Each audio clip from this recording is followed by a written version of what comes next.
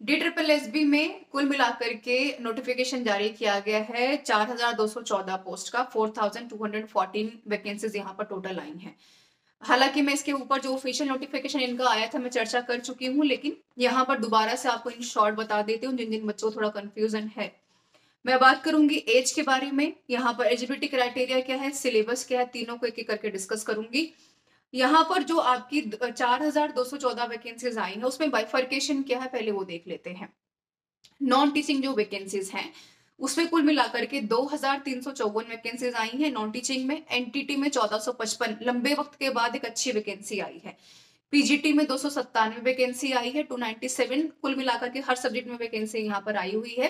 तो नोटिफिकेशन जो यूट्यूब के ऊपर है बीट द कॉम्पिटिशन पे, उसको एक बार जरूर देखिएगा। टोटल हो गई 4,214 वैकेंसीज। ये तो रही बात वैकेंसीज की।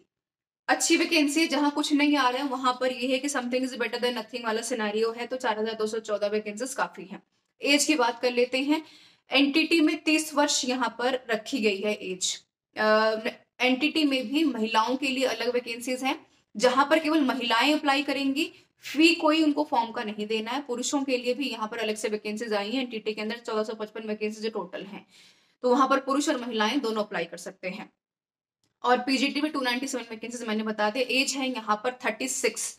अभी तक तो 36 रखी गई है। जब तक DSSB का कोई रेगुलेशन वाला एज क्राइटेरिया सिलेबस का कोई नोटिफिकेशन जारी नहीं हो जाता, जो कि जाहिर सी बात है कल मैक्सिमम कल तक हमारे हाथ में आ जाना चाहिए, तो बिल्कुल यहाँ पर हम जो है एज क्राइटेरिया पे डिस्कस करेंगे। अभी यहाँ पर 36 ही है।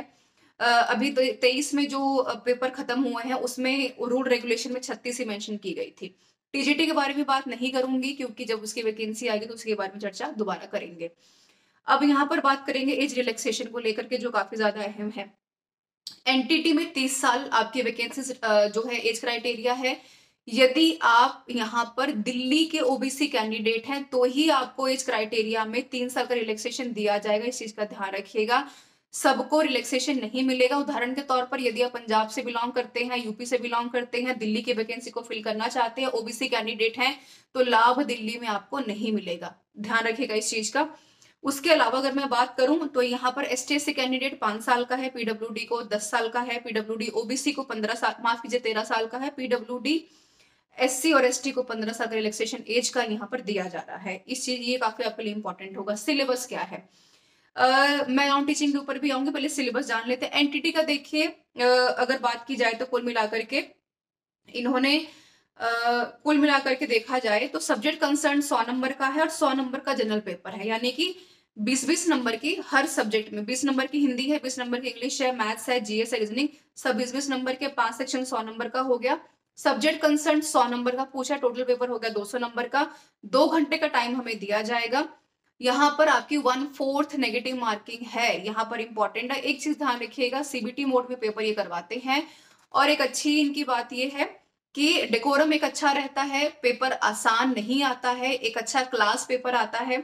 साथ में जो पेपर का क्राइटेरिया होता है, यदि आपने एक सेक्शन अटेम्प्ट कर लिया तो ऐसा नहीं कि आप उसको रीशफल करके बार बार चेक कर पाएंगे।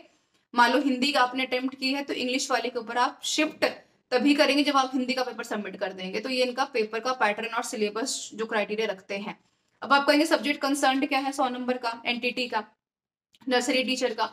100 नंबर के सब्जेक्ट कंसर्न में कंप्लीटली टीचिंग मैथोलॉजी पूछी गई है, यानी कि सीडीपी टीचिंग मैथोलॉजी, यानी कि शिक्षा जगत से जितनी भी आपकी चीजें हैं, सीडीपी से लेकर के थ्योरीज की बात करें, टीचिंग मैथोलॉजी की बात करें, या फिर हम यहाँ पर जो है अलग अलग पॉलिसीज के बारे में बात करें, एजुकेशनल हिस्ट्री के बारे में बात करें, सब कुछ आपसे, फिलोसफी के बारे में बात करें, सब कुछ आपसे पूछा जाएगा जो कि एनटीटी के कोर्स में पढ़ाया जाता है।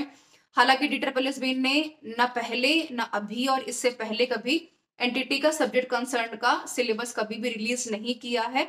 इस बार अगर कुछ नई चीज होती है तो जरूर बताएंगे इसके बारे में। पीजीटी में वही है भाई कि आपका फोकस्ड है 11-12 के एनसीईआरटी के ऊपर। ये कहते हैं कि भाई पीजी तक का पढ़ करके आइए। और साथ में अगर हम सिलेबस की बात कर लें तो कुल मिलाकर के इनका 200 नंबर का सब्जेक्ट कंसर्न रहता है और बिल्कुल 100 नंबर का इनका जो जनरल पेपर है, हिंदी, इंग्लिश, मैथमेटिक्स, जीएस और रीजनिंग, 20-20 नंबर के, तो 300 नंबर का पेपर रहता है। 180 नंबर सब्जेक्ट कंसर्न के होते हैं। 20 नंबर इनका होता है सब्जेक्ट कंसर्न में टीचिंग मैथोलॉजी का। तो इस उसमें भी आपका 1/4 का नेगेटिव मार्किंग रहेगा, इस चीज का ध्यान रखिएगा। और वही सेम पैटर्न है, सीबीटी मोड में करवाएंगे, एक के ऊपर अगर शफल नहीं कर सकते, सबमिशन के बाद ही नेक्स्ट स्टेप जो है आपके वो फॉलो अप करेंगे। तो ये चीज ध्यान में रखिएगा। हालांकि अभी भी अलग से बात चीजों के बारे में करते रहेंगे। जाते जाते एक इंपॉर्टेंट चीज मैं बता दूं आपको नॉन टीचिंग के बारे में। नॉन टीचिंग में अच्छी वैकेंसी है, 2354 वैकेंसीज मायने रखती हैं। अब यहाँ पर आपके काम की बात क्या है, 2354 वैकेंसीज में अगर आप ये सोच रहे हैं कि आपके काम की कोई नहीं है तो आप गलत सोच रहे हैं। एक बार चेक कीजिए कि आप अपने एजुकेशन क्राइटेरिया में फिट कहाँ बैठते हैं। हालांकि मैक्सिमम में 12th या ग्रेजुएशन ही मांगी जाती है। उदाहरण के तौर पर अगर मैं बात करूँ सेक्शनल ऑफिसर की, तो 108 वैकेंसी है। अच्छी गेस्टेड ऑफिसर की वैकेंसी यहाँ पर आती है। पेपर जनरल पेपर ही पूरा का पूरा होता है, कोई सब्जेक्ट कंसर्न पढ़ना नहीं होता है। एज क्राइटेरिया भी अच्छी खासी यहाँ पर दे रखे, तो उसको देखिए एक बार, ताकि आप तीनों में जो है वाइस वर्सा अप्लाई कर पाए। केवल स्ट्रिक्ट ना रहें कि भाई पीजीटी में 7 वैकेंसी आई तो उसी के ऊपर फोकस करना है। कई बार ऐसा होता है कि बहुत इंपॉर्टेंट है कि ये मत सोचिए कि आपको चीजें मिल नहीं रही हैं। कई बार ऐसा होता है कि जो चीज आपके सामने होती है वो आपको न देखते हुए भी आपको आपको उसकी इंपॉर्टेंस समझ में नहीं आती है। तो आपके लिए इंपॉर्टेंट है कि सबसे पहले उस चीज को अचीव कर लेना, उसके बाद धीरे धीरे कोशिश करके आगे बढ़ना।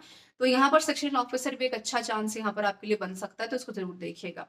बाकी मैं अलग से भी एनडीटी के बारे में, पीजीटी के बारे में यहाँ पर डिस्कशन करूंगी आपके साथ। पीजीटी के बारे में मैंने बता ही दिया आपको कि भाई पीजी आपका सब्जेक्ट कंसर्न में होना चाहिए। उदाहरण के तौर पर अगर यदि इंग्लिश के लिए आप अप्लाई कर रहे हैं तो आपका मास्टर्स प्लस बीएड, पहले नहीं मांगते थे अब मांगते हैं बीएड, जिसमें कि बीएड प्लस मास्टर्स आपका होना इंपॉर्टेंट है पर्टिकुलर कंसर्न सब्जेक्ट में, तभी आप पीजीटी में अप्लाई कर पाएंगे। जो पॉइंट मुझसे छूट गया था पीजीटी के बारे में बात करते हुए। सीटेट पेपर 1 मैंडेटरी था एनटीटी में, इस बार ऑफिशियल नोटिफिकेशन में मांगेंगे कि नहीं मांगेंगे ये देखने वाली बात होगी, जो कि आने वाले 2 दिन में क्लैरिटी आपको मिल जाएगी। This is all about the session everyone. बहुत हरी जितना मैं आपको बता सकती थी उतना मैंने बता दिया है। कोई पॉइंट अगर छूट गया हो तो जरूर एक बार कमेंट करके पूछिएगा। तब तक बने रहिए बीट द कंपटीशन के साथ। मैं थी Sonia Singh. Thank you so much for being with everyone.